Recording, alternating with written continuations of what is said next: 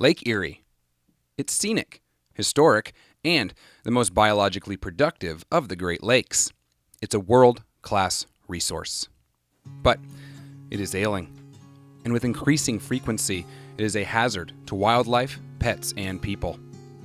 This was dramatized in August of 2014 when 400,000 residents of metropolitan Toledo were warned for 2 days not to drink their tap water.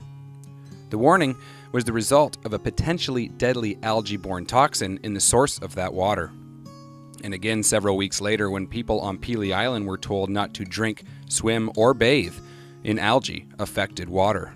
Dangerous algae and other threats to the lake and to the millions of people who depend on it are why the IJC has focused much work and attention on Lake Erie. The IJC's Lake Erie Ecosystem Priority Report, or Leep, identifies the causes and potential solutions to this growing Lake Erie challenge. Leap is based on strong science that has led to 16 recommendations in a report the Commission released in February of 2014. The IJC looks forward to implementation of these recommendations and a continuing dialogue with the public and stakeholders. Ultimately, rescuing and restoring Lake Erie will take commitment by all of us. That's one reason why the IJC has launched a second phase of Leap, designed to better understand the human health risks and economic impacts of harmful algal blooms in the western basin of Lake Erie. How did we arrive at a point where harmful algal blooms known as HABs plague western Lake Erie each summer? Let's set the stage. In the 1970s, Lake Erie was declared dead in popular media accounts. The Cuyahoga River caught fire. Beaches were layered with foul, stinking mountains of decaying algae and dead fish. Government actions like the U.S. Clean Water Act slashed phosphorus discharges from sewage plants and other sources, bringing Lake Erie back from its near-death experience. By the early 1990s, Lake Erie's recovery was a globally known success story. Since then, something has changed dramatically. Scientists and researchers assembled by the IJC have identified one of the primary changes. The Leap report found that total phosphorus loadings to Lake Erie have fluctuated little in recent years, but a particular form of phosphorus known as dissolved reactive phosphorus, or DRP, has significantly increased. Phosphorus is the primary nutrient associated with algal blooms, and DRP is the form of phosphorus that contributes most heavily. Although Lake Erie's problems have been worsening for some time, in 2011, the crisis became apparent to all. Heavy spring rains flushed a large load of phosphorus into Lake Erie. The hot weather that followed created a mass of algae that extended more than 5,000 square kilometers, or about 1,900 square miles. That was 3 times larger than the previous largest bloom that was ever recorded on Lake Erie. Significant blooms have followed each summer since, culminating with the Toledo water crisis of 2014 that focused national attention on the issue. Scientists generally agree that fertilizers and animal waste from agricultural lands, particularly in the Maumee River watershed, are a major source of the nutrients that foster algal blooms. With its fertile soils, the Lake Erie Basin is intensively farmed. About 63% of the land in the lake's watershed is agricultural. Phosphorus fertilizer are a critical ingredient in successfully farming the western Lake Erie Basin, and it will remain so. The challenge is keeping more of it on land and sending less of it spilling into the waters of Lake Erie and its tributaries. The Leap analysis reveals that while DRP loads declined in the early 1990s, they have increased since the mid-1990s. Modeling suggests that there are hotspot sources of DRP in subbasins within the major watersheds.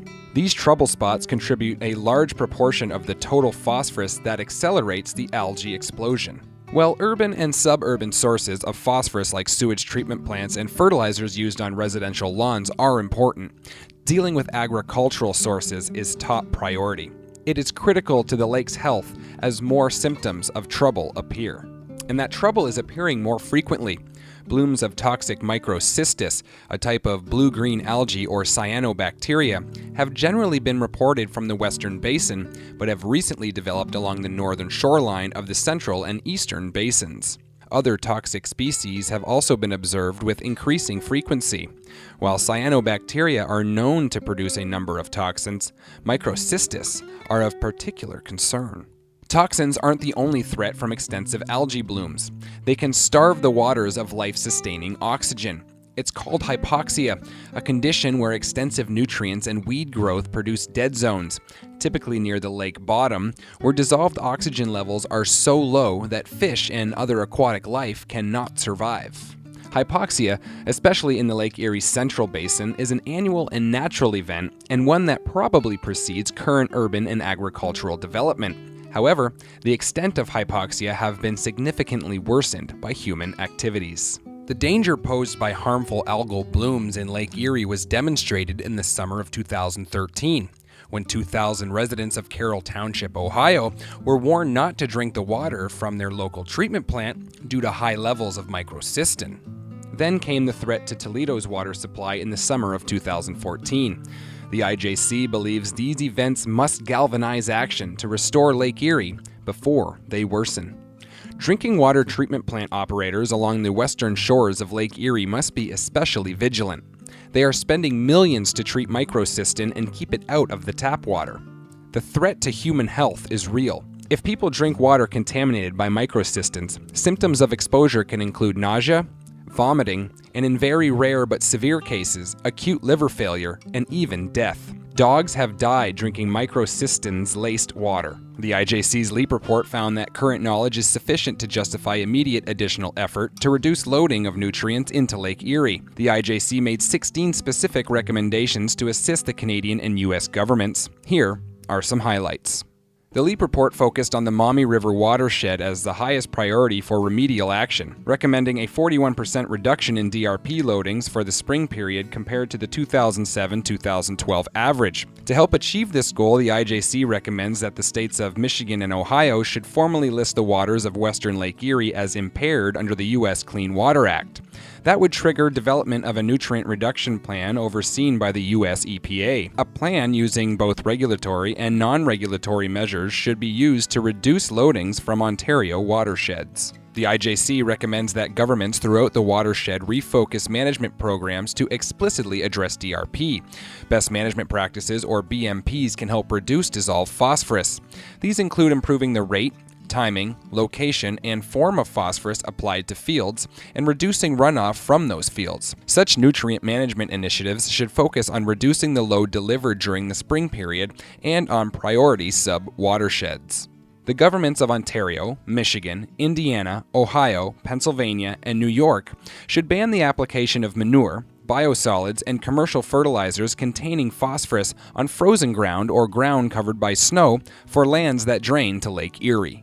Ontario and Michigan should require inspection of septic systems at regular intervals and at the time of property sale or land severance to identify and assure upgrade or replacement of failing and potentially failing systems. The IJC recommends that federal, state, and provincial governments work with municipalities to accelerate the use of green infrastructure, such as rain gardens, green walls, filter strips, bioswales, and engineered wetlands in urban stormwater management. The U.S. EPA is now devoting Great Lakes Restoration Initiative funds to these projects.